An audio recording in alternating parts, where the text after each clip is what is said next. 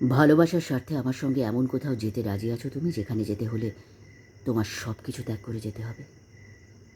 রাজি। এই বাংলাদেশ, ঢাকা শহর, আত্মীয় স্বজন, বন্ধু বান্ধব, সব কিছু?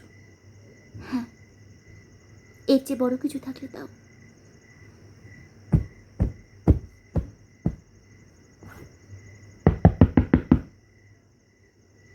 বাইরে পদশব্দ শোনা গেল।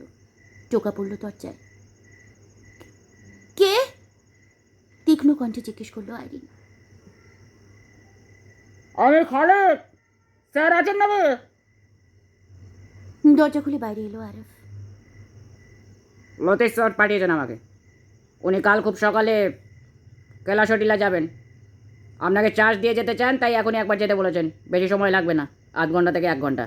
ঠিক আছে, তুমি যাও, আমি আসছি। আরফ ঘরে ঢুকে শার্ট গায়ে দিল। আইরিন পথরোধ করল তার। যেও না আরফ, আমার ভয় করে। ভয়ের কিছু নেই, দরজা খুলবে না আমি না আসা পর্যন্ত। ঘণ্টাখানেকের মধ্যেই ফিরবো আমি। তারপর কথা বলবো তোমার সঙ্গে, আমার সমস্ত কথা। আইরিনের বুকের ভেতর শিরশির করে উঠল। আরিফ তার কথা বলবে, তার পরিচয় দেবে, বলবে তার সব ঘটনা। কে সে? কি তার ঘটনা? আরিফ বেরিয়ে গেল। আইরিন বাইরের শ্রেণীতে দাঁড়িয়ে থাকলো, তার চলে যাবার পথের দিকে তাকিয়ে, ধ্যানমগ্ন। ভুলে গেছে দরজা বন্ধ করার কথা।